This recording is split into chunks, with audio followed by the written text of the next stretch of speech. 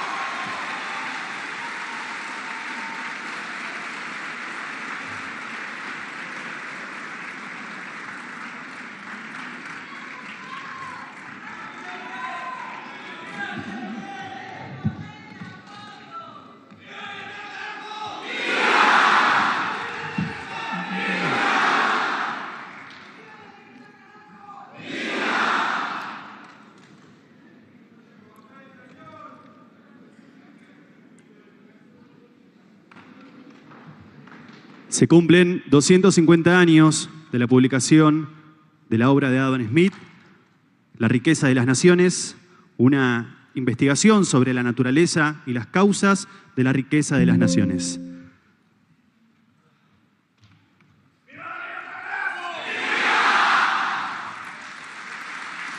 De esta manera pueden tomar asiento y damos inicio a este espacio de diálogo y reflexión. Invitamos al moderador de este encuentro, a Adrián Rabier, a tomar la palabra. Buenas tardes. ¿Se escucha bien? No. No.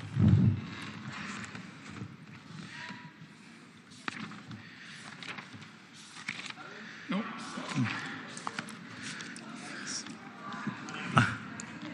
Si buenas noches, capaz que funciona. A ver. ¿Ahora sí? Ahí va. Muy bien. Bueno, buenas tardes a todos. Bienvenidos. Bueno, un placer estar acá con tantos invitados, ministros, funcionarios, legisladores, afiliados a La Libertad Avanza. La verdad que muy contentos. Un evento para homenajear a Adam Smith, a quien creo que muchos consideramos el padre de la economía. Un título muy grande que creo que tiene mucho consenso en la academia y también algún cuestionamiento, porque hay gente que considera que Adam Smith no ha aportado nada nuevo a nuestra ciencia. Por ejemplo, Platón hablaba de la división del trabajo, en la Escuela de Salamanca hay algunas ideas, Turgot, Quesnay o Richard Cantillon ya hablaba de la oferta y la demanda, otros colegas escoceses ya hablaban de algún concepto parecido a la mano invisible y a los órdenes espontáneos. Así que hay que ver qué nos aporta Adam Smith a esta ciencia, y para eso tenemos a dos grandes economistas que hoy nos van a ilustrar para tratar de detenernos a estudiar este libro, La riqueza de las naciones, o investigación sobre la naturaleza y causa de la riqueza de las naciones. Se cumplen 250 años de este gran libro que nos ha dejado tanto y que en cierto modo hoy gobierna la Argentina, ¿no? Estas ideas del orden espontáneo creo que están presentes en la política económica, que muchos de los ministros que están acá aplican, con lo cual nos inspira y creo que vale la pena detenernos un poco en esto. Van a surgir muchas cuestiones biográficas, vamos a estudiar temas de contexto, vamos a detenernos en la obra, en la fábrica de los alfileres, en la mano invisible, en la división del trabajo, en la especialización, en la coordinación social, en la división en las ventajas absolutas, muchos conceptos que quienes han estudiado teoría económica seguramente se los han enseñado, y entre muchos de esos contextos se dirá en la vida de este hombre que Adam Smith no se casó, o por lo menos no se casó con ninguna mujer, sino que se casó con las ideas. Creo que igual que el presidente de la Nación, que claramente...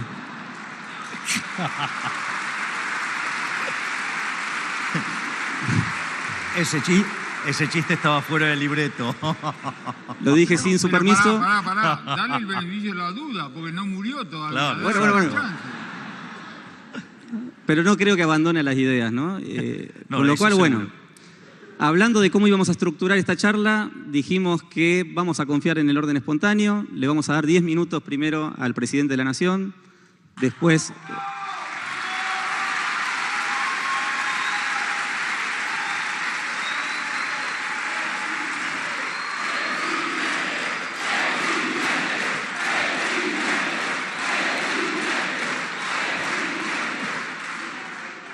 Después le vamos a dar 10 minutos al profesor de Pablo y bueno, después habrán...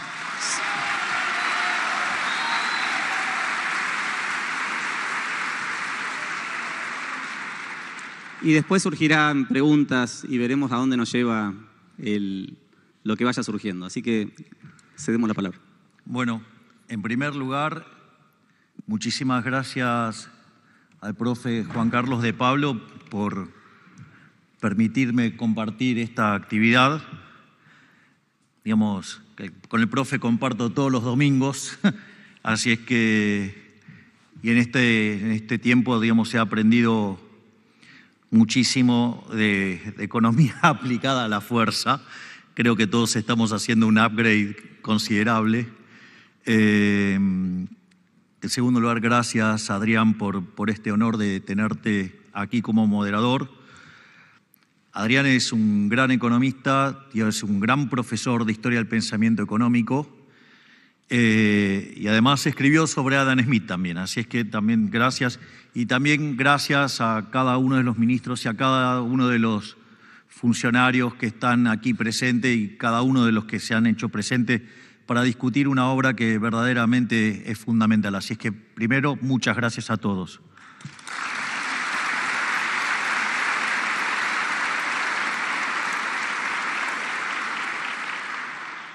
Adrián acaba de decir algo muy interesante, y es que Adam Smith, como cualquier persona que ha sido destacado en la vida, digamos, de hecho es considerado el padre de la economía, digamos, son personas que si llegan a lugares tan grandes, o sea, son obviamente personas que generan controversia. Es propio, digamos, de la situación. Así es que algunos lo criticarán porque tienen ideas distintas, otros lo criticarán, digamos, porque le tienen envidia o por lo que fuera, pero cuando alguien ocupa un lugar tan destacado, siempre hay, digamos, distintos elementos por los cuales, digamos, son criticados estos gigantes de la historia. En mi caso particular, yo considero que está bien ganado el título de padre de la economía de Adam Smith. Desde mi punto de vista,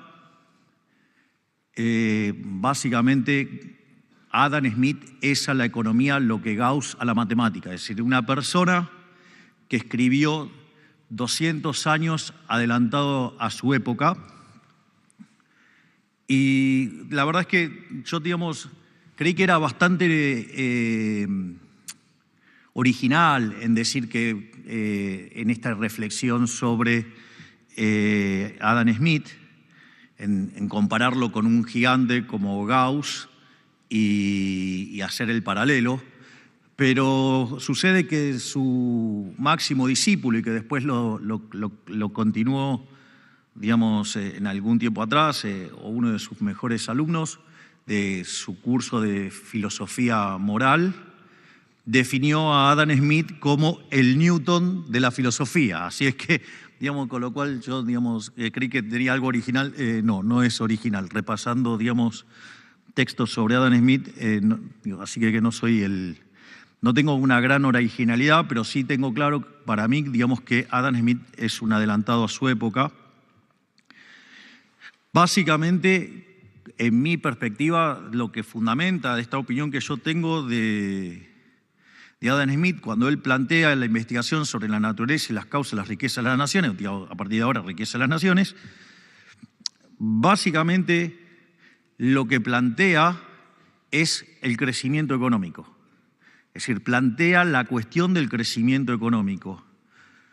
Ahora, lo interesante es que cuando uno mira la historia de la humanidad, hasta previo a la revolución industrial, la condición natural del hombre era la miseria. Es decir, si ustedes miran hasta el año... En la historia del crecimiento económico, lo primero que se mira es los datos del PBI per cápita y tiene la forma de un palo de hockey. Permanece prácticamente constante durante toda la historia de la humanidad. Es decir, Madison lo hace desde el año 0 de la era cristiana, pero digo, hacia atrás tampoco hubiera cambiado demasiado. Hay una leve mejora después del descubrimiento de América, pero es imperceptible. Aparte, imagínense repartir 40% en cientos de años. O sea, es un número verdaderamente... De hecho, cuando se hace el cómputo a lo que crecía la economía, el PBI per cápita antes de la revolución industrial, era 0,02%. O sea, para duplicar el PBI, para que tengan una idea, se necesitaban 3.500 años. O sea, con lo cual, claramente, la condición natural del hombre fue la miseria. De hecho, el 95% de la población del mundo vivía con menos del equivalente a $1 diario. O sea, la condición del hombre era la miseria. O sea, la vida era miserable hasta que llegó, digamos, la revolución industrial, la cual, desde mi punto de vista, fue posible gracias a, digamos, empezar a abrazar las ideas de la libertad a partir de la aparición de John Locke a fines del siglo XVII. Ahora, entonces, la pregunta es, ok, ¿y después de eso qué vino? Después de eso vino la parte donde el palo de hockey pega la vuelta y el PBI per cápita creció 15 veces en una población que se multiplicó por 10. Es decir, el PBI subió 150 veces. Es decir, y nos encontramos con una situación nunca vista en la historia de la humanidad de tanta abundancia. Entonces, la pregunta es, bueno, ¿cómo es que la vio? O sea, y la primera parte, que a mí me parece muy interesante, es lo que tiene que ver con lo que hoy nosotros llamamos rendimientos crecientes. De hecho, nosotros tenemos un ministerio de los rendimientos crecientes, que es el Ministerio de Federico, el Ministerio de Desregulación, y básicamente cómo lo cuenta, digamos, Adam Smith, y es la idea de la fábrica de alfileres. Es decir, ustedes si tienen una persona donde básicamente se dedicara a hacer un alfiler solo, si fuera... Probablemente si lo hace e intenta hacer solo no lo va a poder hacer. Pero supongamos que es un experto y lo pudiera hacer, seguramente no podría hacer más que 20 por día. Y lo que hace el ejemplo de Adam Smith, dice, bueno, separemos hacer las alfileres en 18 actividades distintas y que lo hagan 10 personas. O sea, que era lo que él había visto, donde, digamos, él justamente había conocido una fábrica de alfileres y lo que había descubierto es que de esa manera se saltaba a 48.000 alfileres, digamos, o sea, a 4.800 por cada uno. Es decir, había un incremento de la productividad enorme. Es decir, fíjense que ustedes incrementaron el trabajo y el producto subió mucho más que proporcionalmente, porque pasó de 20 a 4.800. Entonces, y también hay algo muy interesante en esto, y es el hecho que dice, bueno, la división del trabajo genera incrementos de productividad, es decir, la contracara es el crecimiento económico, o sea, porque ahí aparecen los rendimientos crecientes, pero esto también es muy interesante a la luz de todas las estupideces que se discuten hoy sobre los escenarios distópicos sobre el progreso tecnológico, donde básicamente dice esto está limitado por el tamaño del mercado. Esto no es un tema menor, porque si ustedes se fijan, hoy por hoy hay toda una discusión sobre el progreso tecnológico. No, cuando dicen, no, el progreso tecnológico genera desempleo. Bueno, primero, es una estupidez del tamaño de una casa. Porque si el progreso tecnológico, ya ni les digo que generara desempleo, que permita que no se creen empleos, si la población se multiplicó por 10 en los últimos 250 años, la tasa de desempleo entonces hoy tendría que ser del 90%. Con lo cual es una estupidez del tamaño de una casa. La otra es, no, esto puede tender a infinito. No, no tiende a infinito. ¿Por qué? Porque hay un límite, que son los recursos que ustedes ponen. O sea, primero porque está el tamaño del mercado. El tamaño del mercado es gente que poniendo plata. Entonces, digamos, tiene un límite natural que es la restricción de presupuesto. Y además, cuando ustedes van a hacer un proyecto, alguien lo tiene que financiar. Y no es infinito. Después voy a hacer una mención adicional sobre cómo evita que esto a Adam Smith se le vaya infinito y uno de los errores que acarrea esto sobre Adam Smith. Pero, con lo cual, digo, ya en Adam Smith está toda la respuesta a todos los escenarios distópicos. Está la respuesta a todos los luditas. Los luditas, digo, son esos, digamos, que están inspirados en luz, digamos, que cuando vio la máquina fue y la rompió. Bueno, digamos, o sea, nosotros acá tenemos varios luditas en la oposición. Y eso también es una estupidez, porque cuando aparece alguien y genera una invención y desplaza el mercado, sí es cierto que digamos, o sea, cuando yo creo ese producto, ok, va a destruir otras cosas, la destrucción creativa de Schumpeter, pero yo estoy comprando ahora un bien de mejor calidad o mejor precio. Ese ahorro que yo tengo lo voy a abocar a otros bienes presentes o futuros y automáticamente lo que voy a hacer es reasignar, digamos, el empleo de un lado al otro, pero voy a tener ahora más productividad. Si no, estaríamos todavía con las velas. Es cierto que ese proceso de reasignación de recursos no es instantáneo, pero tampoco es cierto que se rompe una empresa instantáneamente. Con lo cual, digamos, ustedes lo que necesitan es tener un mercado de trabajo flexible, de ahí la modernización laboral, dado todas las reformas estructurales que estamos teniendo, dando todos los cambios de precios relativos, obvio que los recursos se van a reasignar.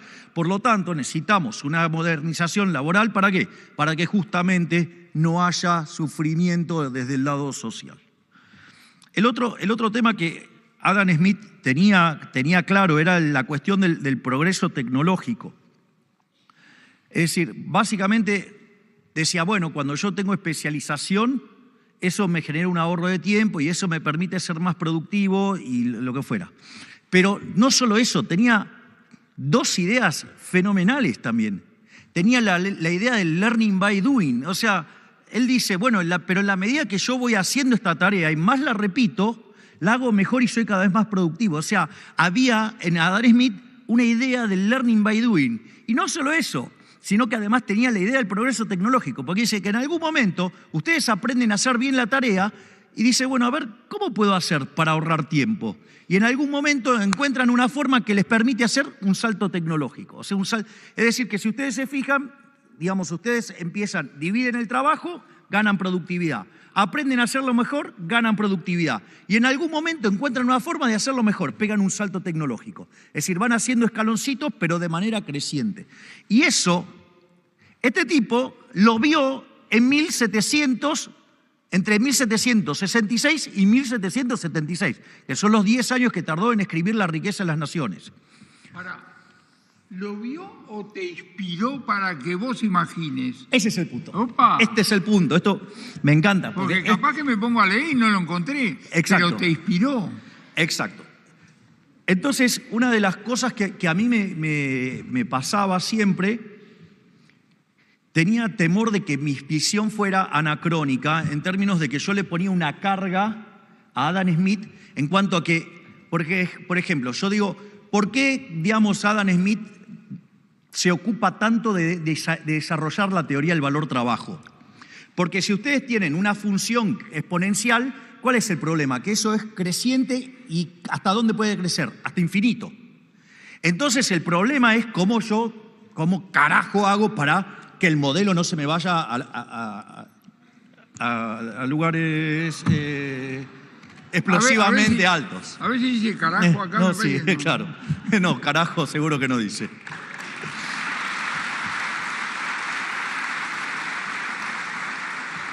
Y básicamente Adam Smith, en mi perspectiva, digamos, crea la teoría del valor-trabajo para que de esa manera hay un límite dado, es decir, nosotros no tenemos más que 24 horas por día. Entonces, hay un límite de trabajo y eso lo que hace es que yo tengo un límite hasta dónde puedo meter trabajo para, digamos, hacer crecer la producción. Es decir, los árboles no llegan hasta el cielo.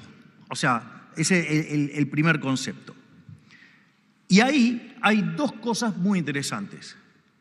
La primera es, pero ustedes podrían decir, no, bueno, pero vos estás diciendo que el tipo, digamos, entonces anticipó, digamos, la teoría del crecimiento endógeno para que haya rendimientos crecientes y para que haya crecimiento, Y digamos, la pregunta es, che, pero si en esa época ni siquiera se usaba matemática.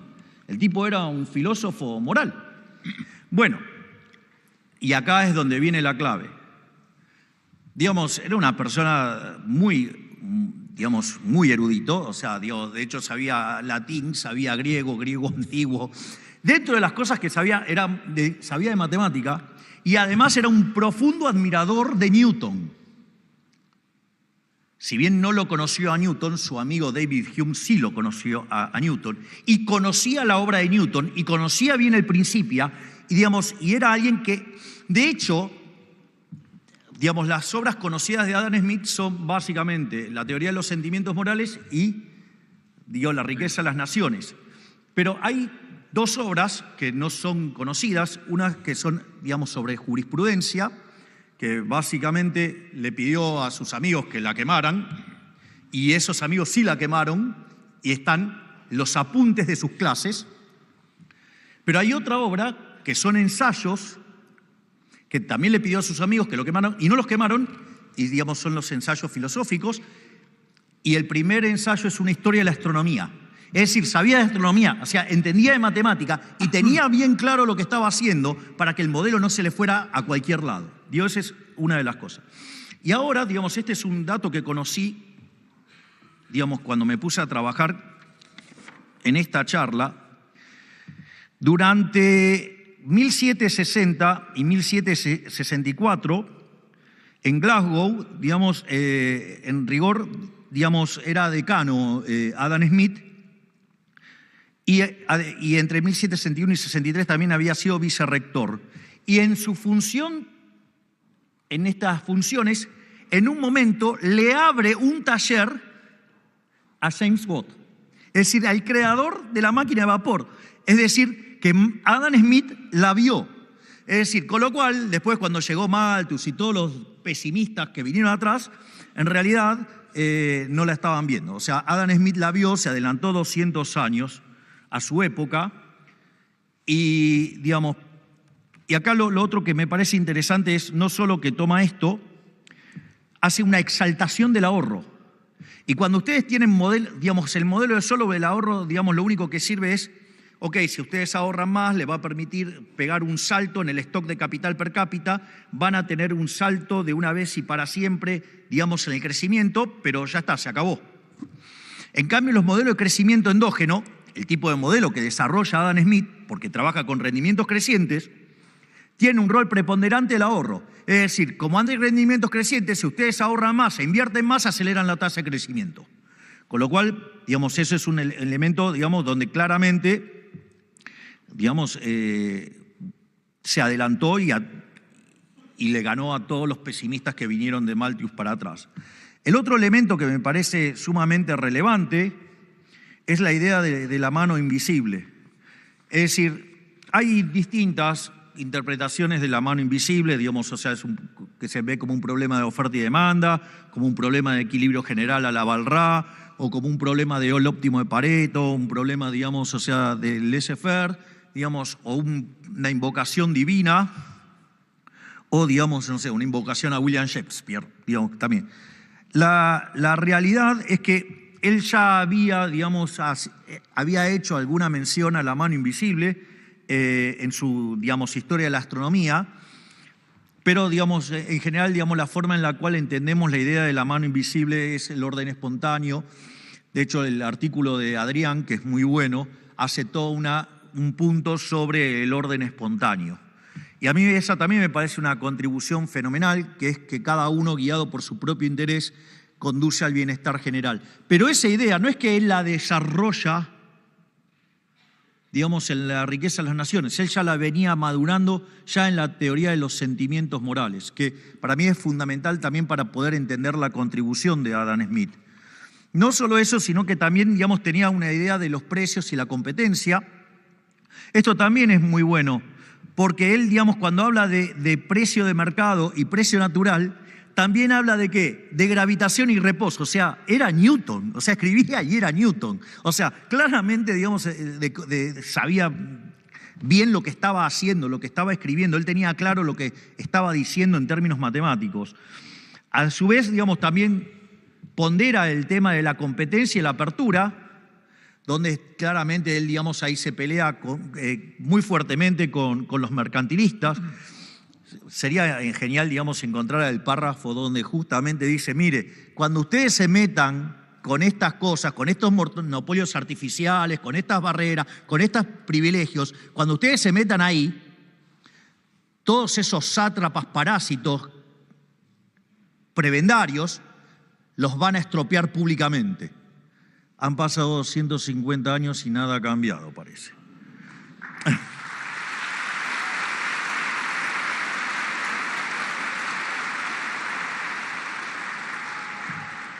Por otra parte, digamos, hace toda una valoración de las instituciones, digamos, o sea, a la North, digamos, abre las puertas del public choice a la Buchanan.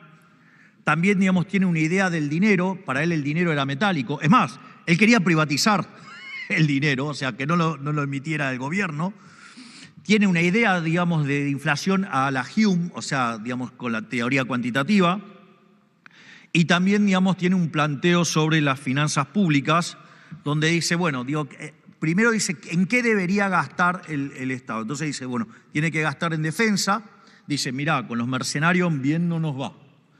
Digamos, habla de la seguridad y habla de la justicia. Después deja una puerta abierta a cosas que podrían intervenir y eso, digamos, o sea, es un riesgo no menor cuando se pone ambiguo sobre, digamos, qué podía hacer o no el Estado. En cuanto a los impuestos, él brega por impuestos bajos, simples y fáciles de recolectar y que lo moleste lo menos posible a la gente, o se entendía el vínculo entre impuestos y libertad, por lo tanto era partidario de un Estado pequeño. El único gasto así, digamos, no convencional que uno, digamos, podría ver es hacer una justificación del gasto en educación. Porque él lo que dice es que todo este progreso tecnológico iba a llevar a un embrutecimiento de los seres humanos y por lo tanto había que darle formación para que, digamos, o sea, se adelantó a tiempos modernos. El tipo era una cosa formidable. Y además también hablaba de los problemas de la deuda. Por lo tanto, digamos, desde mi punto de vista, si a la luz de esta obra Adam Smith se lo llama el padre de la economía, creo que el título está más que bien ganado y que muchas de las críticas son por ignorancia, por, digamos, diferencias, digamos, conceptuales o, digamos, envidia. Pero más allá de cualquiera de esas análisis, es una obra indispensable que ha sintetizado y ha hecho que diera a luz la economía como ciencia. Así que desde mi punto de vista, bien ganado tiene el rótulo de padre de la economía.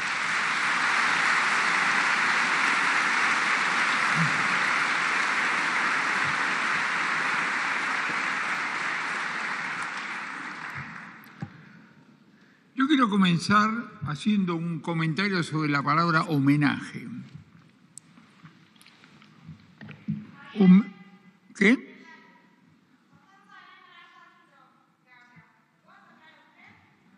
¿Qué?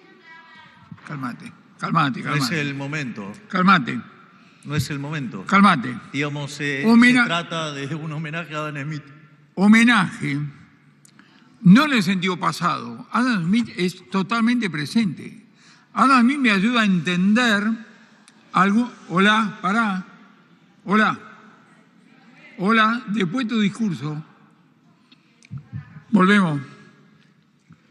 No lo veo en términos históricos, sino en términos de una presencia. Lo que tiene Smith es absolutamente presente.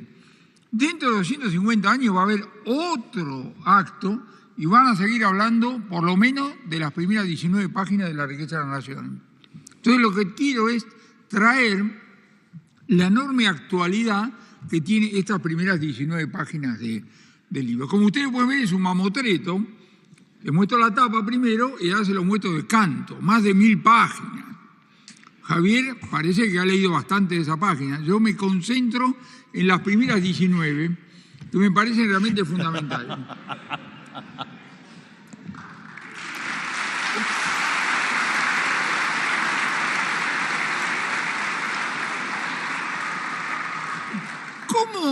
¿Cómo se informaban estas personas? introspección, observación, conversaciones, lectura de la historia y los relatos de los viajeros.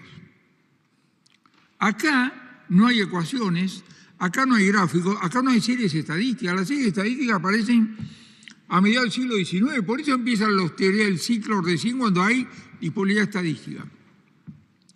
La observación de la fabricación de alfileres es fantástica. La acabo de relatar, así que simplemente no la voy a, repetir. Es Newton puro. ¿Cómo? Es Newton puro. Pero lo interesante es esto, el tipo lo que dice es, las dos fábricas son iguales, la cantidad de personas son iguales, la calidad es igual, los horarios igual, todo igual. Las instrucciones que recibe cada uno son diferentes y eso genera niveles de producción diferentes. Por eso de los grandes fundadores, de los padres fundadores, es el gran optimista. Porque es en términos técnicos, perdón para los que no son economistas, agarró la frontera de posibilidades y la corrió para afuera. Porque Ricardo, que los rendimientos marginales crecientes, Malthus con la población. Acá lo que dice, con los mismos recursos que tengo, voy a hacer más cosas, sí damos instrucciones diferentes. Lo interesante de la maravilla de este ejemplo, es que yo tacho alfileres y pongo internet, pongo avión, y no tengo que cambiar ninguna otra cosa. Pero es fantástico, ¿entiende? Lo que ha descubierto es una cosa permanente que ha cambiado según las circunstancias. ¿Cuáles son las circunstancias de Smith? Las circunstancias de Smith son un mundo artesanal. En lo que él está pensando es en el aumento de la destreza cuando vos tareas complicadas las vas haciendo, digamos así, pedacitos. Y ahí viene la conexión con Learning by Doing, que uno lo asigna a Arrow, pero que probablemente esté ahí. Ahora voy a poner un ejemplo que yo tengo, que lo uso en clase, del Learning by Doing. Las mujeres, sobre todo las madres, me van a entender. El primer pañal que las madres le cambiaban a los pibes, demoraron 15 minutos, la caca salió por todos lados, ¿se acuerdan? A los 3 meses, ¿sabés cómo cambiaban los pañales? Agarraba el bebé, lo tiraba por el aire y le cambiaba el pañal. ¿Y cuál es la diferencia? Cambió 800 pañales. Esto es Learning by Doing. Pero tanto en el caso de la destreza como en el Learning by Doing, está planteando rendimientos crecientes. Rendimientos crecientes. Entonces lo que digo es, para cerrar, porque lo voy a complementar con un segundo aspecto, en un mundo artesanal, este señor lo que estuvo viendo es, tengo beneficios si hago la especialización, la división. Y también se daba cuenta que tengo riesgos. Voy a poner un ejemplo. Ustedes saben que el presidente de la Nación anda en muy buena relación con el presidente de Estados Unidos. Supongo que lo saben, ¿no? Ponele. ¿Qué pasa?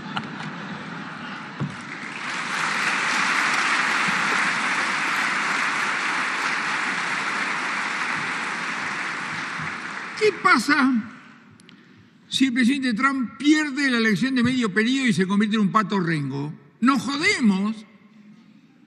¿Pero qué le vas a decir? ¿Por qué te jugaste con...? La decisión siempre es única, ¿entienden? Pero siempre tenés este dilema entre los beneficios y los riesgos de la especialización. Eso verdaderamente, digamos así, es inevitable.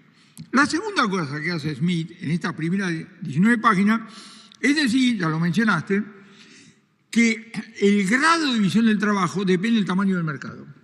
Mi ejemplo preferido es muy sencillo. Un médico en Trenquelauquen no tiene más remedio de ser más generalista que un médico en Buenos Aires. Punto, gracias, no tengo nada que explicar. Insisto, para cerrar, y me voy a meter con el segundo, que es el gran seguidor desde este punto de vista de Adam Smith, el mundo de Smith es un mundo artesanal, pero lo que el tipo vio tiene implicancia que tiene una actualidad realmente fenomenal. Por eso acá estamos hablando del presente. Junto a esto aparece un señor, Ali Young, que es el Leoncavallo de la economía. Leoncavallo es un tipo que se inmortaliza por una obra, escribió varios papers, pero una sola, que es Ipagliacci. Ali Young se inmortaliza en 1928 cuando publica en el Economic Journal un artículo que se llama Rendimientos crecientes y progreso económico. Ponés en Google y te lo bajás, así que no hay ningún pretexto para no leerlo. Este señor, naturalmente, 1928, ya tiene adentro la revolución industrial. Entonces, naturalmente, tiene que modificar el insight original de Adam Smith en términos de esto. El ejemplo que pone es fantástico. Si Henry Ford hubiera producido 100 autos por mes, no hubiera inventado la línea de montaje. Entonces, la línea de montaje tiene que ver con un tamaño del mercado. Entre paréntesis, leí en un libro de historia, la inspiración de la línea de montaje del sector automotriz es la de los frigoríficos, pero al revés.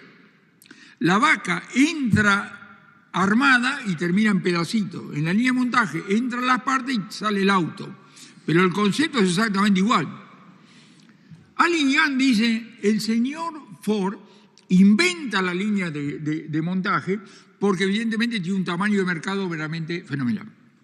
Y apunta un punto muy interesante que le va a encantar a los austríacos, cosas por el estilo, porque lo que dice es la aplicación de los rendimientos crecientes a escala apunta a la desintegración vertical de las empresas, no la integración vertical, la desintegración.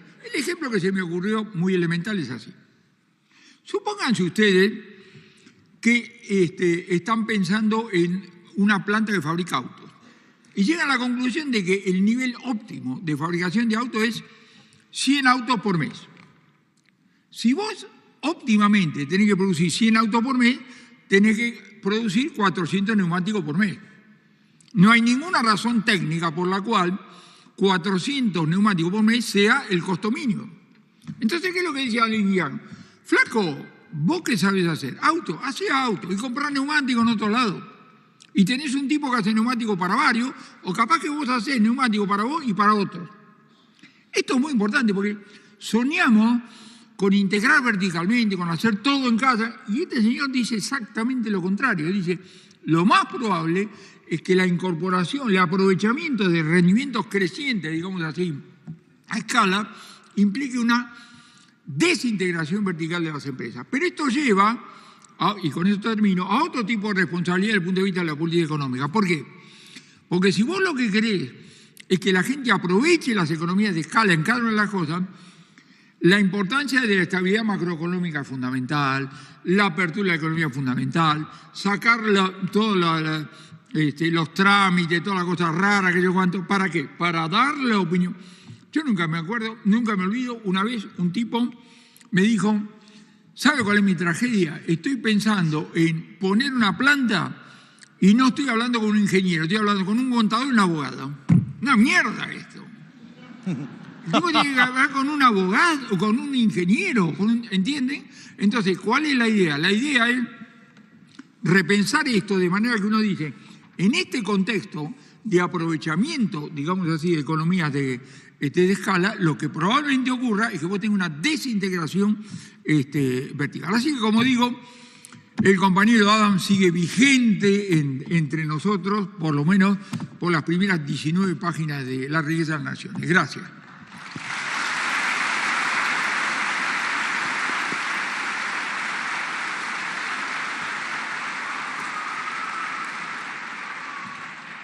De hecho, adhiero plenamente a lo que dice el profesor.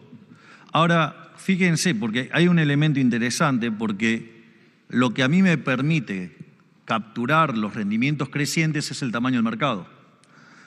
La consecuencia natural en términos de política económica es tengo que abrir la economía. Es decir, cuando se quejan acá, dicen, no tengo escala ahí, pero si estás pensando en 48 millones, es una cosa, si pensás en 8.200 millones de personas, es otra escala. O sea, por lo tanto, digamos, el argumento es el argumento en favor de la apertura de la economía, porque lo que hace es justamente motivar los rendimientos crecientes. Obviamente, si estás pensando cazar en el zoológico, es obvio que que vas a tener menos escala y vas a ser menos eficiente. No llores entonces, digamos, apertura cuando decís que no tenés escala. Ponete de acuerdo, digamos, por lo menos sé coherente en el reclamo. Digo, punto uno. Punto dos, que tampoco me parece menor, y claramente estoy de acuerdo con lo que dice con el profe, es, de hecho, la inteligencia artificial justamente es la fábrica de alfileres del siglo XXI. O sea, ¿qué es en el fondo, digamos, la fábrica de alfileres? La fábrica de alfileres es un mecanismo por el cual, con los mismos recursos, yo puedo producir más, o puedo producir lo mismo con menos recursos. O sea, ¿qué es en el fondo el progreso tecnológico? Y además, esto de que el límite de la división de trabajo está dado por el tamaño del mercado, lo que hace es eliminar todos esos escenarios distópicos.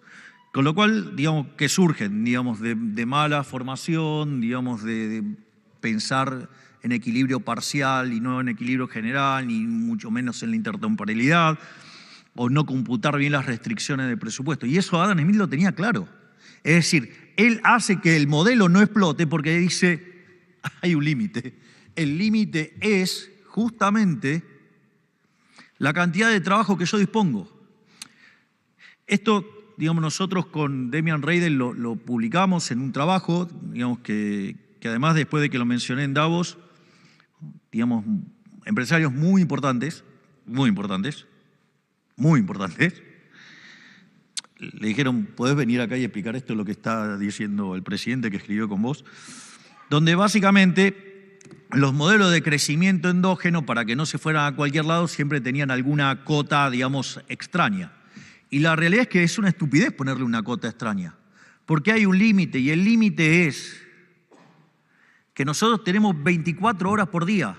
O sea, el otro día fui a un lugar y le dije, te hago una propuesta, te ofrezco un trabajo por $20 millones al año. Entonces me decían que sí. Bueno, ese trabajo implica que trabajes 24 horas por día, te vas a morir. Con lo cual no tiene sentido. Es decir, hay un límite que ustedes primero no van a poder pasar las 168 horas semanales.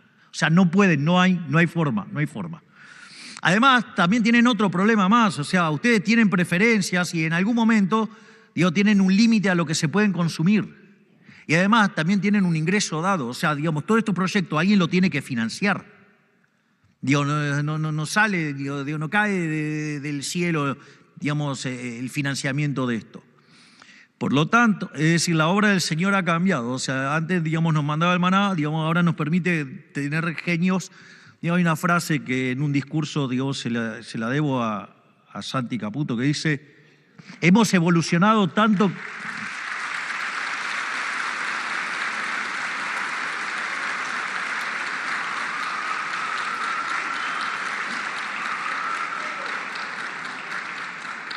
Hemos evolucionado tanto como sociedad que estamos haciendo pensar y hablar a las piedras. Esa es buenísima.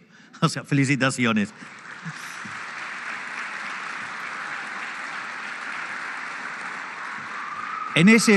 Entonces, en ese sentido, me parece que Adam Smith todavía toma más relevancia y que nos permite ver el futuro con optimismo, digamos, no siempre con estas visiones oscuras, digamos, que han derivado de Malthus y de Ricardo, ni que hablar de digamos, el barbudo que me cae mal y demás.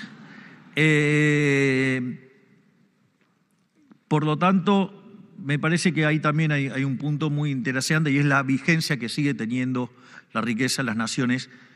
Y de hecho, digamos, nosotros tenemos un ministerio que se ocupa de liberar rendimientos crecientes. Es decir, las desregulaciones que hace Federico, más de 15.000, ya no sé por cuánto andarás, digamos, la consecuencia de eso es que libera rendimientos crecientes. ¿Y esto por qué es importante?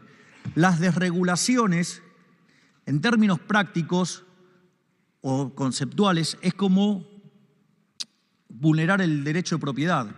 Es decir, ustedes pueden desde el Estado vulnerar el derecho de propiedad por dos vías. Una es cobrando impuestos, esa es evidente. Y la otra es mediante regulaciones. Les hago un ejemplo claro, digamos, donde muchos de los que están acá, digamos, son artífices de haber eliminado la siniestra y nefasta, repugnante ley de alquileres. ¿Sí? Obviamente obra de un comunista pelotudo. Porque hoy la sigue defendiendo. Dice que el problema es que se aplicó mal, como todo zurdo. ¿Qué es lo interesante de esto? Supongo que ustedes tienen un edificio, digamos, de oficinas y alquilan las oficinas. Ahora viene un político y pone una regulación en lo que ustedes pueden cobrar por alquileres. A ustedes les reventaron el negocio. No le están cobrando impuestos, pero, digamos, o sea, le están vulnerando el derecho de propiedad. Consecuentemente, ustedes ahora van a tener menos beneficios. Es más, se supone que estos adalides de los pobres lo hacen en favor de los más vulnerables, y en realidad los que le cagan la vida es a los más vulnerables, porque lo que hace es que se terminan invirtiendo menos en real estate, digamos, se contrae la oferta, además la población se sigue expandiendo. Los que podían alquilar, ahora como van a perder plata o tienen unos problemas legales enormes, se van a correr para atrás. Por lo tanto, ahora hay menos propiedades, y como hay una regulación, además aparece que menos va a haber porque, digamos, está esa suerte de precio máximo, y por lo tanto, o sea, si hay alguien al que jode, digamos, el que puede pagar el alquiler alto, no lo jode. El que lo jode, ¿cuál es? Al que, digamos, o sea, no puede pagar el precio más caro. Y es decir, que si están cortando un pedazo del mercado que hace que haya menos cantidades y precios más altos. En definitiva, quieren ayudar a los pobres y lo único que hacen es perjudicar a los pobres. Eso es muy de Huerta de Soto. Los planes digamos, para bajar la pobreza, aumenta la pobreza. O sea, cada vez que el Estado hace algo, el resultado termina siendo que el remedio es peor que la enfermedad. Así es que, digamos, en el fondo, digamos, el Ministerio de Federico lo que hace es eso. Devolver derecho de propiedad, devuelve rendimientos crecientes, la economía crece. Básico.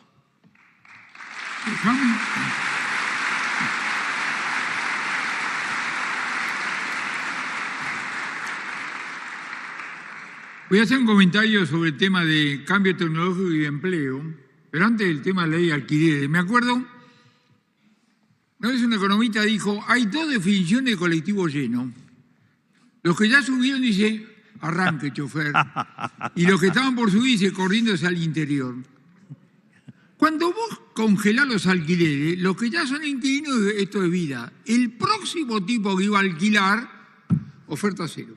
Exacto. Y lo que sabemos los economistas es que no tenemos que tomar decisiones sobre la base de que el mundo va a terminar esta noche, porque podría no terminar. No sabemos cuándo carajo va a terminar, pero podría no terminar. Entonces, si hago algo para esta noche y no termina, mañana, ¿qué es lo que hago? Pero voy a la primera parte, que es el tema del cambio tecnológico y el empleo. David Ricardo publica la primera edición de su libro, 1817, y entre otras cosas dice que como consecuencia del progreso van a mejorar los ingresos de todos los grupos sociales. Y se le vienen algunos economistas con contraejemplos.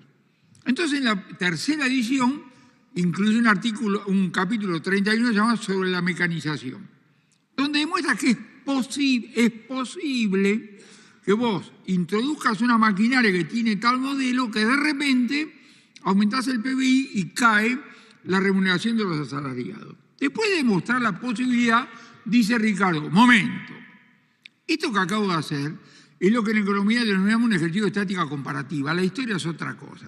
Así que de ninguna manera estoy en contra de la mecanización, etc. Y yo agrego una cosa que surge de la historia. La incorporación de los cambios tecnológicos a la actividad es un proceso gradual. Si yo le mostrara a ustedes el PBI de Estados Unidos los últimos 300 años y le dijera, a ver, grandes cosas, bueno, el auto o el avión o internet, te muestro y digo, ¿me puede decir en qué año? No aparece. Porque la incorporación, un día se inventó la lamparita eléctrica, después se inventó la fabricación, después hubo que hacer el cableado, cosas por el estilo. Si vos no obstaculizás la incorporación, el proceso es gradual, es entendible, se va ajustando.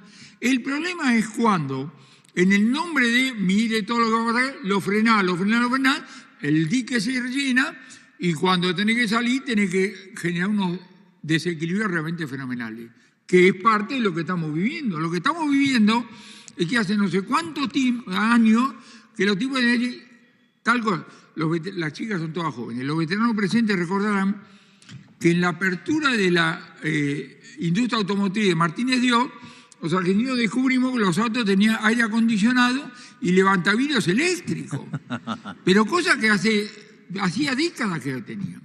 Entonces, dejemos que se incorpore paulatinamente, y eso que se llaman los emprendedores, digo que van a ver qué es lo que hacen.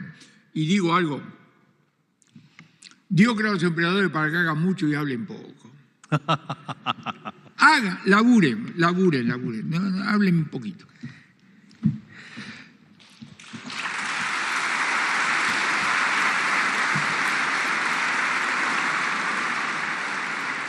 Este libro está cumpliendo 250 años y estamos viendo que ha influenciado a nuestro presidente de la Nación, al equipo económico. Claramente, Adam Smith está salvando a la Argentina, en cierto modo. Lo vemos en todos lados, lo vemos en el tema de los alquileres, que el gobierno anterior quería regularlo y ahora dejamos que espontáneamente oferta y demanda se encuentren y nos den una solución. Lo vemos en la desregulación en los cielos abiertos, donde antes se discutía si privatizábamos o no aerolíneas argentinas, pero nadie proponía la competencia de distintas aerolíneas que están dando una solución para que mucha más gente en Argentina pueda volar.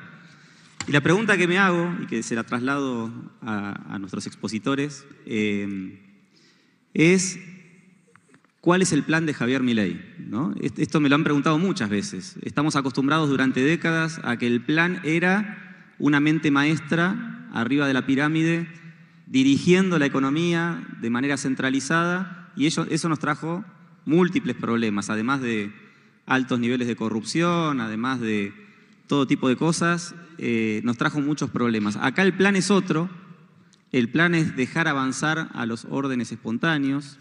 Entiendo que el plan es que la organización de la sociedad vaya de abajo hacia arriba, no de arriba hacia abajo, que desde abajo los emprendedores, conscientes de los problemas de tiempo y espacio, den soluciones y eso vaya generando una solución.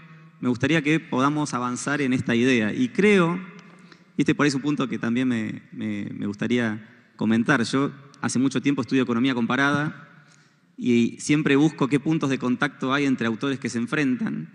Y acá hay un punto de Adam Smith que tiene que ver con los privilegios, los empresarios, como le llamamos hoy en día, que Adam Smith tenía muy en claro. Y yo creo que este punto de alguna manera conecta a la izquierda y a la derecha, a los liberales y a los socialistas, porque los socialistas también han planteado cantidad de veces que no les gusta esa prebenda o no les gusta ese privilegio que muchas veces vemos que el gobierno asociado a un empresario le otorga un privilegio para que tenga un mercado cautivo y demás. Es un tema que me gustaría que nuestro presidente también amplíe. Bien, hay dos dimensiones del planteo que has hecho y revisar la obra de Adam Smith de manera más intensiva. Digamos, cuando uno mira los distintos libros de Adam Smith, lo que se da cuenta es que él estaba cubriendo los espacios de su curso de filosofía moral, donde la primera parte era teología. Él no solía, explayarse sobre los temas teológicos porque, era bastante conflictiva la cuestión, las expresiones en términos teológicos. O sea, de hecho, en un momento, alguien que era profundamente religioso hizo una suerte de ironía y terminó colgado. O sea, con lo cual, era un tema bastante... Pero, después, en lo filosófico estaba la teoría de los sentimientos morales. En lo que era política, economía política, está la riqueza de las naciones, y tiene una parte de jurisprudencia. Y toda la obra de Adam Smith siempre pivotea desde lo moral. Cuando habla de la jurisprudencia, no habla, en los términos como lo miramos hoy nosotros, que es el derecho que se va creando a partir, de los distintos fallos de los jueces, sino que en realidad, de hecho, Adam Smith tenía toda una cuestión de cómo elegir las palabras. O sea, hay toda una discusión de cómo elegir las palabras. Él, sabía latín, él sabía griego antiguo, y entonces él, discutía por qué una palabra sí y por qué esa palabra y qué significaba. Ejemplo, la idea de simpatía, de Adam Smith en los sentimientos morales, que es lo que hoy nosotros llamaríamos empatía, lo relaciona, desde el griego con la palabra compasión. O sea, tiene claras consecuencias sobre la riqueza de las naciones y demás. Pero el argumento, digamos, de cómo piensa él la economía política es como un tema filosófico, como un problema moral. Y esto a mí no me parece menor, porque nosotros, digamos, en el último tiempo estuvimos desarrollando este concepto de la moral como política de Estado, y la realidad es que no es novedoso, digamos, me acabo de enterar que no es novedoso cuando ligo todos los libros, o sea, es lo que está subyacente en Adam Smith. Entonces, por ejemplo, nosotros cuando decimos la supremacía de, digamos, de la ética y la moral, ya sea por sobre la eficiencia económica y obviamente sobre lo despreciable del utilitarismo político, y que cuando cuando uno hace cosas justas, en realidad, digamos, o sea, si es justo y respeta la ética, la moral y, digamos, lleva la eficiencia y además, como, digamos, genera utilidad política porque se benefician todos y eso, digamos, tiene un resultado positivo. Y ahí las políticas justas, estas tres dimensiones son armoniosas. Cuando es injusta, evidentemente, es cuando aparecen las tensiones. Y cuando yo hablo, digamos, de los valores de Occidente, cuando hablo digamos, la filosofía griega, digamos, de hecho Adam Smith, digamos, conocía a la perfección los autores griegos, de hecho los leía, digamos, en el propio griego antiguo, digamos, están las referencias a Aristóteles y a otros pensadores, o uno también lo puede tomar, digamos, cuando lo mira, digamos, el curso que le da a esta persona cuando hace el Gran Tour. Obviamente, digamos, cuando decimos el derecho romano, digamos, como él tiene una percepción de lo que es justo, aparece esta cosa entre el derecho natural y el derecho positivo, y que cuando el derecho positivo está en contra del derecho natural, puede ser que sea legal, pero no es legítimo. Es decir, yo puedo hacer una ley donde digo, voy a matar a tal grupo. Bueno, digo, eso puede ser legal, pero no es legítimo. Perdón, ministro, si me equivoco. O sea, después me corregís. Pero, digamos, que algo sea legal no lo hace legítimo. Cuando eso mapea. Y es el tema de la jurisprudencia, en cómo lo miraba Adam Smith, era justamente de esta perspectiva, de si era moralmente correcto, si era justo, y digamos, Pero yo también hago una parte que suelo enfatizar mucho, que es la cuestión de la rectitud de los estoicos. Y sucede que Adam Smith era, digamos, casi como diría, un fanático de los estoicos. Y esto es interesante porque yo, digamos, en la cuestión de los estoicos, también hago una referencia, digamos, al rey Salomón. Digamos, muy joven, se encuentra heredando el trono de David y dice, bueno, ¿qué le pide al Creador? Entonces le pide sabiduría, ¿sí? Coraje, sabiduría para diferenciar el bien del mal, coraje para elegir el bien, ¿sí? Digamos, templanza para bancársela, la que se venga, ¿sí? Y justicia, ser justo.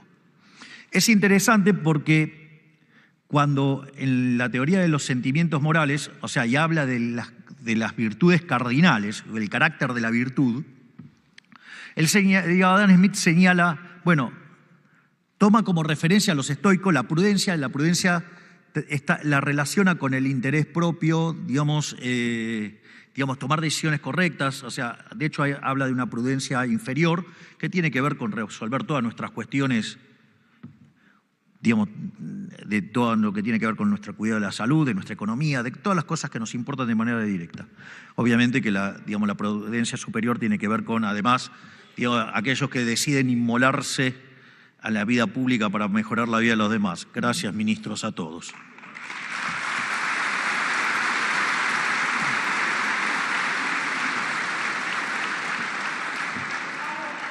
Digamos, hace referencia a la fortaleza, Dios que es el coraje, hace la referencia a la templanza, y lo que hace es la fortaleza y la templanza, lo que hace, digamos, Adam Smith es concentrarlas en la definición de lo que es el autocontrol.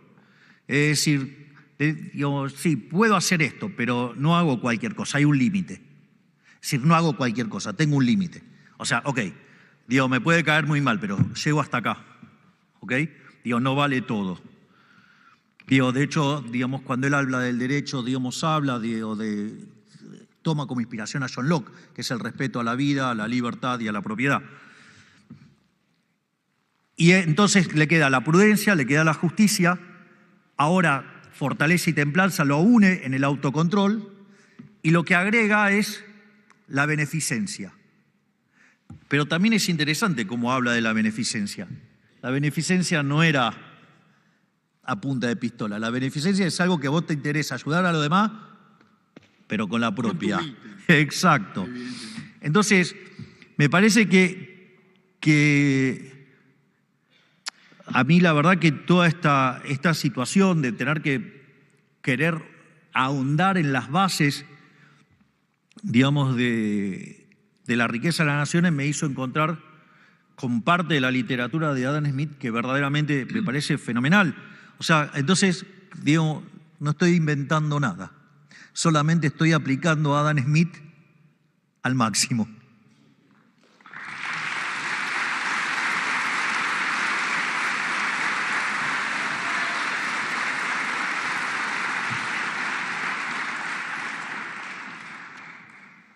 No sé, ¿quiere darle usted a la parte de los yo como buen privilegios? economista diría que esto es fascinante, pero temo que en algún momento tenemos rendimientos marginales, porque digo, te dejamos hablar y te quedas toda la noche.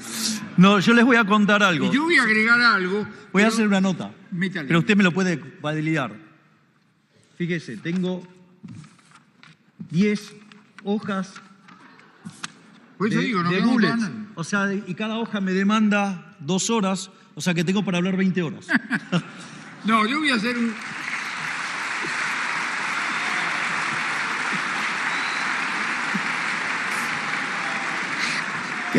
¿Querés auditarlo vos también? Voy a hacer un puntito, pero tengo temor, porque le voy a dar pasto para que el presidente le pegue más a los empresarios. Por eso estoy, a ver, ¿cómo lo digo? Todos hemos leído en Riqueza de las Naciones que dice, no es la benevolencia del carnicero la que te da de comer, sino que vive de eso. Hasta ahí todo no. No. Smith dice una cosa peor todavía. Es imposible que 5 empresarios de un mismo rubro se junten a tomar el té y no saquen un acuerdo para cagar a los consumidores. Lo dice. Él tenía, lo cual era la observación, porque este es el tema, no es un tema ontológico. Ahora, el viejo Smith dijo, pará, ¿qué hacemos? ¿Curso de bondad? No. Vamos a hacer un sistema para que todas estas todas las inclinaciones que tienen, no las pueden llevar a la práctica. La jugada de la competencia es, vos hacés lo que te parece, pero después tenés que rendir examen, flaco. Y a tener que rendir examen, la maldad... Hay una teoría muy interesante de Gary Becker, que es un economista que ha ensanchado la análisis económica a otras áreas. Dice lo siguiente: suponete que a vos te gusta la discriminación, vos sos un empresario y te gusta la discriminación, vos no tolerás tener empleados chinos no. Y resulta que los empleados más eficientes son chinos. Entonces dice Becker, joder, te ganas menos y hasta capaz de fundir, hacer lo que quiera con la discriminación. Pero lo que rescata Smith entonces es la importancia del sistema como límite, vos recién mencionabas el límite a lo que puede ser un accionar puramente individual. Ese es un excelente punto y me encanta. Uno que me quedó pendiente, que es acerca de la observación, y otra es sobre el sistema. Respecto a la observación, digo, toda la ilustración escocesa, digamos, Adam Smith no es la excepción. Digo, como dije antes, eran todos fanáticos de Newton, ¿no? Pero no más o menos, eran todos talibanes de Newton. De hecho cuando va a profundizar estudios a Oxford, digo, primero se quejaba de que los profesores eran vagos. También tiene una teoría de cómo era la paga. Es más, esto es muy interesante, cuando estudia... O sea, Adam Smith era un gran profesor, esto es interesante, era un gran profesor. Ustedes en Escocia, en ese momento, ustedes tenían las mejores universidades de Europa, digamos, los acaudalados mandaban a sus hijos a estudiar a Escocia, y el sistema era, la universidad pagaba una parte y los alumnos pagaban otra, ¿no? Y entonces ustedes se tenían que ocupar por dar clases buenas y de hecho a Adam Smith le iba muy bien. De hecho, ustedes iban a una librería y había cuadros de Adam Smith. O sea, era una personalidad, digamos. Y sus clases eran verdaderamente buenas y le rendía mucho y de hecho despotricaba porque, por ejemplo, en Oxford no era así. ¿Vos te acordás que cobraba por adelantado? Exacto. En el medio de un curso, un duque de las pelotas, no sé qué, cuando tiene que hacer el Gran Tour. Lo que hizo, dice, ya mismo te tenés que ir a Francia, dijo. Entonces dijo, le devuelvo a los alumnos la mitad del curso y los alumnos le dijeron, no, quédeselo. Exacto. Y una de las cosas, es más, él en el colegio hasta estudió teatro. O sea, con lo cual sus clases hasta las teatralizaba. O sea, es un tema interesante sobre Adam Smith. Pero quiero ir sobre el punto de Newton. El cálculo fue inventado en paralelo por Newton y por Leibniz. Ahora, la diferencia entre Newton y Leibniz es que Leibniz era una mente más abstracta, más propia de los alemanes. Digo, más propia de los constructivistas, más propio de los colectivistas, más propio, digamos, de controlar. Y Newton tenía una visión mucho más de la vida real, más empírica. Era más, digamos, él estaba más preocupado y por eso la versión del cálculo de Newton era una versión basada en la geometría. Es decir, eran tipos que le importaba la observación. No le importaba, cómo carajo arrancaban las cosas. O sea, por eso, digamos, de hecho la crítica le hacían a Newton, sí, bueno, viene el creador y cada 2 por 3 le da rosca al sistema y vuelve a arrancar. Digamos, no le caía simpático eso a Newton, menos siendo un coloso de las dimensiones intelectuales de Newton. Pero, digamos, eso en todos los autores de la Ilustración escocesa está muy presente. Es decir, a ver, vamos, primero los datos, vamos, los hechos, boludeces no.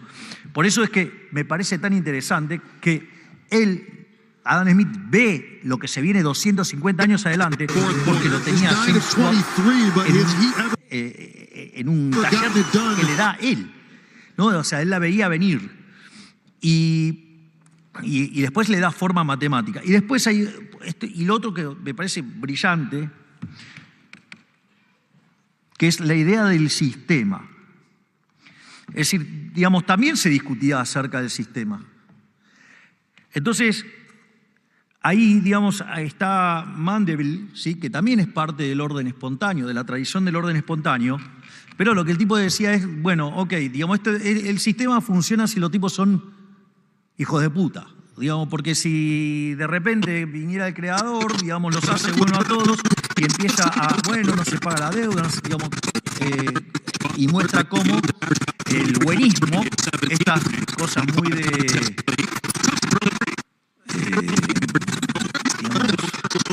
de ser generosos con la gente y demás, digamos, lleva al colapso del sistema. Entonces el tipo dice, no, bueno, digo, esto revienta por los aires, digamos, si se ponen todos en tan benevolentes, no funciona el sistema.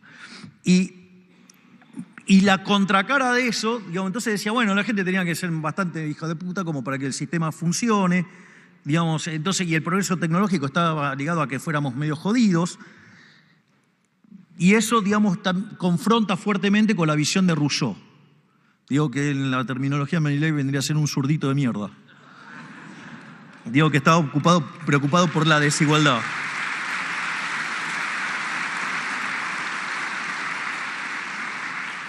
Un solo comentario rápido, una mención al prócer de la libertad, a Alberto Venegas Lynch, con un artículo sobre los 200 años que cumplía Venegas Lynch, abre el artículo diciendo que una cosa que aprendemos de los políticos es sacar el dinero de la gente.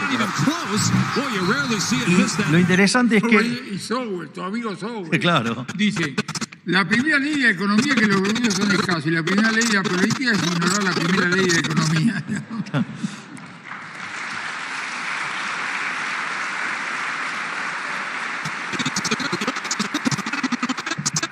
Y Rousseau, digamos, o sea, que claramente tenía un perfil socialista, digamos, bueno, llega, digamos, a lo que es la idea del buen salvaje. Entonces es mejor que estemos todos hechos pelota, todos, pero digamos, casi en estado de salvajismo. Y es muy divertido cómo le contesta Hume, Voltaire. Le dice, mire, la verdad que, digamos, veo que usted está un poco mal de salud, le propongo, digamos, que volvamos a Ginebra y, digamos, tomemos leche de vaca, caminemos descalzos y en 4 patas. Yo no lo voy a poder hacer porque estoy mal, digamos, del cuerpo, pero... Y le ridiculiza ese resultado. Y Adam Smith, en una crítica que hace justamente a un autor, le dice, bueno, vos les trazo un paralelo entre Mandeville y Rousseau. Y en realidad lo que está en fondo, digamos, en el sistema de la mano invisible es que cada uno, guiado por su propio interés, conduce al bienestar general. Y eso, digamos, o sea, cuando uno lo pone en términos de, digamos, el principio de apropiación de Locke, digamos, el principio de no agresión, digamos, el respeto a la vida, a la libertad y a la propiedad, digamos, y ahí cierra todo y el sistema funciona y genera ese resultado. Es maravilloso y esa es la idea que tenía del sistema. Pero esa idea, digo, Adam Smith ya la traía desde la teoría de los sentimientos morales y esa idea también aflora a la luz de lo que se discutía en Escocia. O sea, esperen que les paso bien la fecha. No, básicamente, Escocia se une a Inglaterra en 1707 y, digamos, Smith nace en 1723. Ahora, cuando se une a Escocia se une a Inglaterra, una de las cosas que pasa es que se abre el comercio y empieza a comercializar, ¿sí?, digamos, tabaco con Estados Unidos. O sea, digo, no tengo acá a mano las ciudades, digamos, pero estaba Carolina del Norte, Carolina del Sur, New York, Massachusetts, Virginia, New Jersey. Ahora, ¿qué pasa? Por el tema de los vientos alisios, el viaje de ida y vuelta hecho desde Escocia tardaba 2 semanas menos. Eso implicó que se generó un nivel de comercio enorme en Escocia y los aristócratas o los, digamos, acaudalados de Escocia eran comerciantes, o sea, eran empresarios, o sea, eran los señores del tabaco, no eran como los aristócratas de Inglaterra. Y esa situación llevó a empezar a discutir si había que ir por las ideas de la libertad o si había que empezar a intervenir, preocuparse más por la beneficencia y todo ese tipo de cosas. Y es en ese contexto donde aparece Hume, donde aparece Adam Smith, donde muchos de los autores básicamente eran, digamos, defensores de la libertad porque justamente era parte del debate que estaba tomando. Por eso, digamos, una de las cosas que a mí me parece tan importante en la batalla cultural es nosotros estamos de cara a empezar un fuerte proceso de crecimiento. De hecho, a pesar del ajuste que hicimos, gracias Toto, 30% del gasto público en términos reales,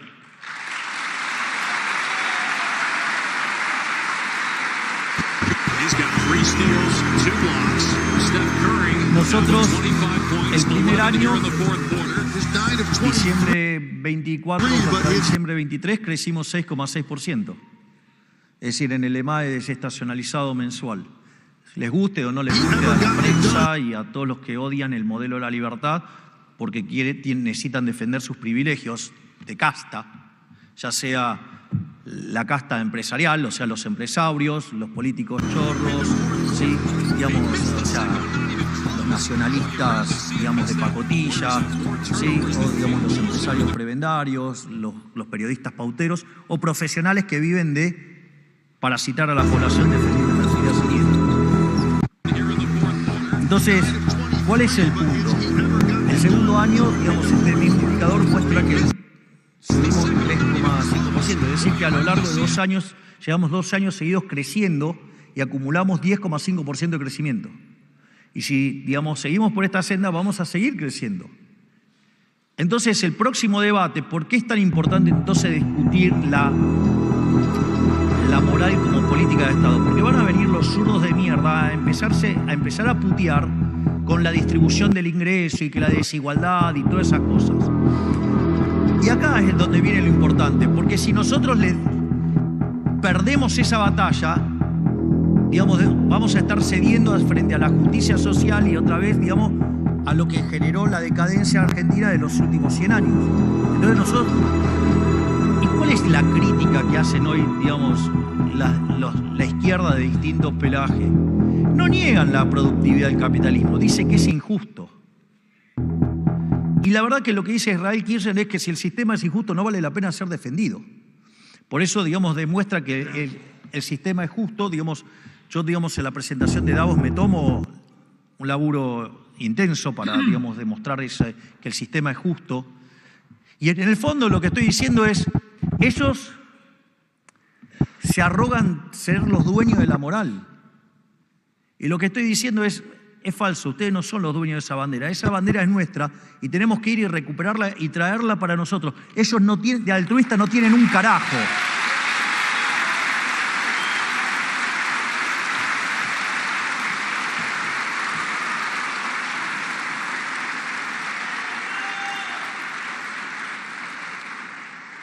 Y aparte no es que no tienen evidencia empírica, tienen casi 50 países donde se aplicó su modelo siniestro y fue siempre un fracaso en lo económico, en lo social, en lo cultural, y nunca se olviden, mataron a 150 millones de seres humanos. Así que ellos, las pelotas que van a tener la moral de su lado.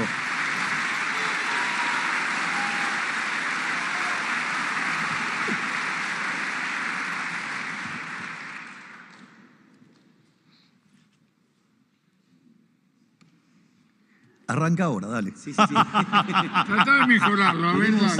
Tenemos en el auditorio muchos economistas y también estudiantes de economía, entre ellos mi hija, y quería aprovechar para hablar un poco de qué representa Adam Smith hoy en las escuelas de pensamiento moderno. El profesor De Pablo acaba de escribir un artículo recientemente donde habla de Coase, donde habla de Williamson. Ya se mencionó la escuela austríaca, ya se mencionó a Gary Becker con Chicago. También mencionaba el presidente el public choice. Yo creo que vale la pena mencionar qué son estas escuelas porque por ahí se pierde un poco el mensaje que tienen para dar. Yo soy un usuario del análisis económico. Entonces yo sé lo que dijo mi Ricardo y lo tengo todo acá.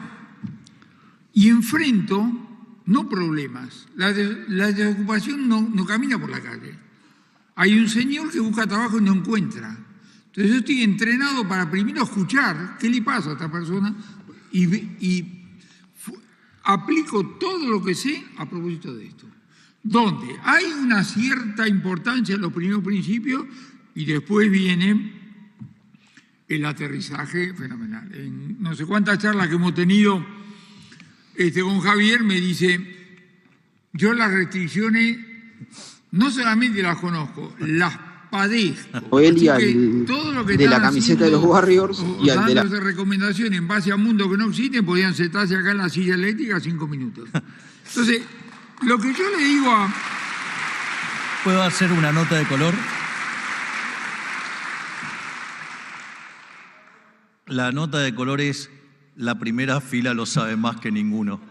Es decir, les puedo asegurar que la silla eléctrica... Yo me acuerdo que yo con el profe siempre tuve una relación muy estrecha. Hemos pasado navidades juntos, fines de año, hemos mirado mundiales juntos. Pero cuando leí Rothbard me radicalicé como todos los que leímos Rothbard. Entonces yo me solía enojar con el profe allá en el Bidú diciéndole, pero digamos, ¿cómo podía ser un tipo que sabe tanto? Era como condescendiente con los policy makers. Bueno, después con el tiempo le pude pedir disculpas, aprovecho para pedirle disculpas de vuelta, pero una de las cosas que digamos, aprendí del profe, digamos, a tratar de ponerme en los zapatos del que toma las decisiones. Y eso, digamos, muy internalizado en la economía como un proceso decisorio, digamos, gran artículo del profe, y, digamos, trataba de entender o asimilar las restricciones. Bueno, después cuando en la silla eléctrica descubrí que era bastante peor, porque no solo que están las restricciones de Estado, las restricciones artificiales, sino que también, digamos, hay un conjunto de hijos de puta que es una máquina de impedir que mientras que ustedes tratan de avanzar, tratan de romper todo. Entonces eso también tiene, digamos, no sé, todos nosotros trabajamos 16 horas por día, eso me consta porque como yo trabajo 16 horas por día, mis ministros no trabajan menos porque saben que estoy rompiendo las pelotas todo el tiempo. Voy a hacer una anécdota para que vean, digamos, o sea, la situación. O sea, igual no voy a cambiar, pero por lo menos lo entiendo. Bueno. Ustedes saben que por una cuestión, digamos, de que no tengo, digamos, el talento ni la expertise, digamos, no suelo ocuparme activamente ni del Ministerio de Salud, perdón, Mario, y tampoco del Ministerio de Justicia. Así que, digamos, ya desde antemano, Juan, te voy pidiendo perdón. Digo, pero no es algo de que no sé, no entiendo. Y una de las cosas que mencionaba Mariano Cunio Libarona, a quien les reconocemos también su enorme trabajo, dice, no, bueno, pero es que Javier de repente me llamaba a las 2 de la mañana, a las 3 de la mañana. O sea, el ministerio del cual no me ocupo. O sea, imagínense lo que puede ser la vida de todo, digamos, y demás.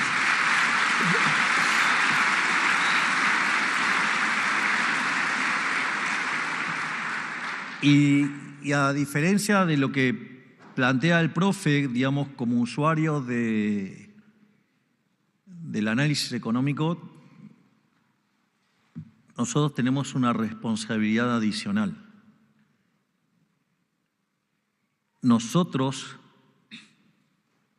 tenemos una visión de cómo es el futuro, cómo debería ser el futuro, y trabajamos en la construcción del mismo.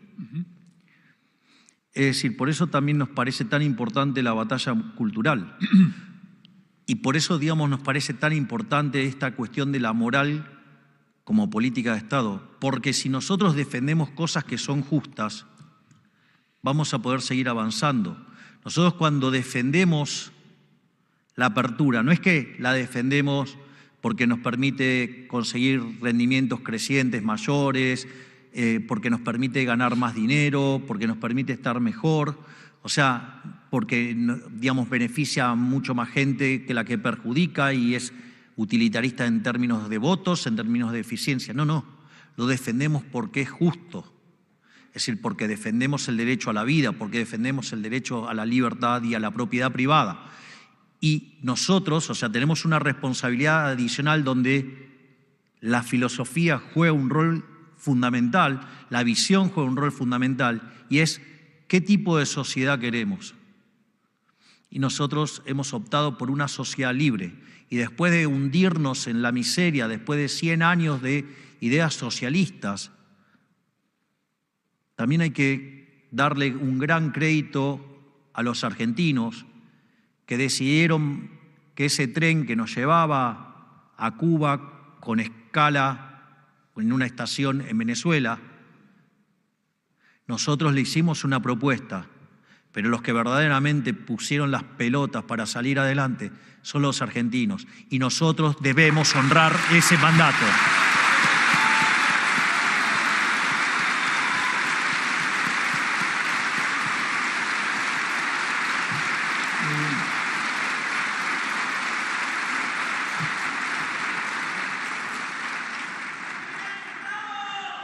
Estoy haciendo mi trabajo. Para eso me dieron un contrato de 4 años para que haga eso.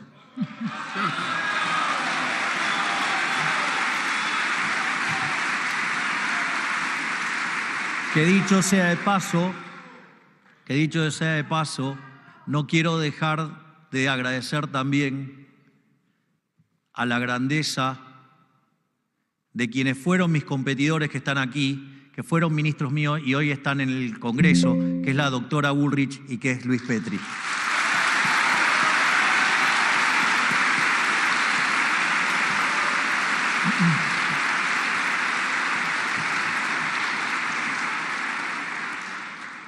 Creo que si algo nos enseña Adam Smith es que las instituciones importan. Desde Douglass North, que ya lo citó el presidente, las instituciones surgen por órdenes espontáneos y demás, pero tenemos presentes acá prácticamente 100 diputados nacionales, casi todos están acá, muchos senadores que también nos acompañan, y estamos en un año donde este Congreso más reformista de la historia va a tratar de cambiar las reglas. Entonces, ¿qué nos espera este 2026 en materia legislativa, como para cerrar? Yo le encargué a cada ministro 10 paquetes de reforma. 9 ministros son 90 paquetes de reforma. Al único que le dejé libre que haga todo lo que quiera es a Federico, digamos, porque seguramente va a tener mucha más que 10, así no nos acotamos en 90. Así que digamos, el Poder Ejecutivo está muy activo en generar reformas, así es que agradezco a todos los miembros del Poder Legislativo que van a tener que ir a pelear con los orcos, digamos, a sacar adelante este país.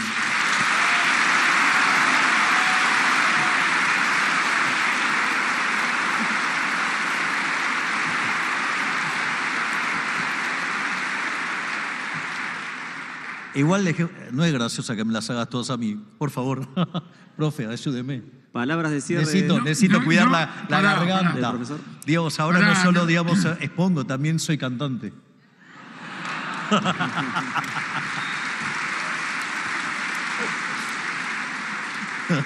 En este tipo de evento y particularmente en la parte final no necesitas ayuda.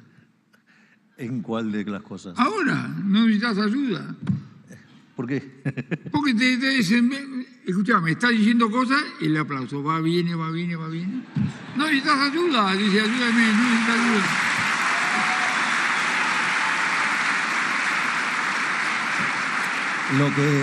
¿Sabe lo que pasa? Hay una frase que dice, sobre hombros de gigantes.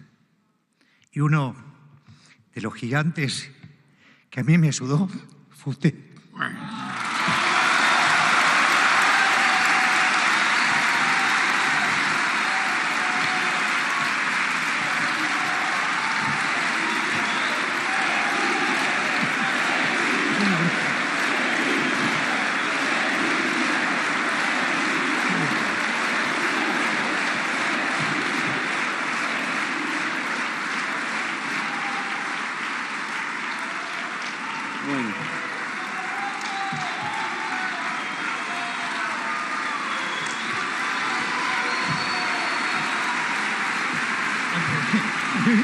Ante semejante paso,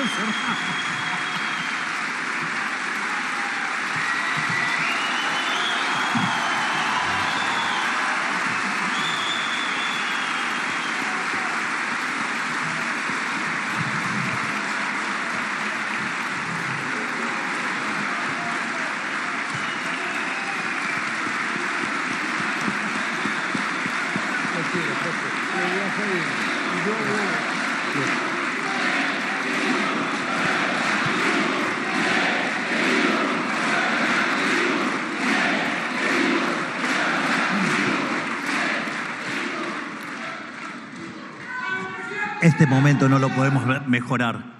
Que Dios bendiga a los argentinos, que la fuerza del cielo nos acompañen. ¡Y viva la libertad, carajo! ¡Viva la libertad, carajo! ¡Viva la libertad, carajo! ¡Hagamos grande la Argentina nuevamente! De esta manera damos por finalizado este homenaje a Adam Smith en el marco de los 250 años de la publicación de La riqueza de las naciones. Despedimos de esta manera al señor presidente de la Nación, doctor Javier Milei.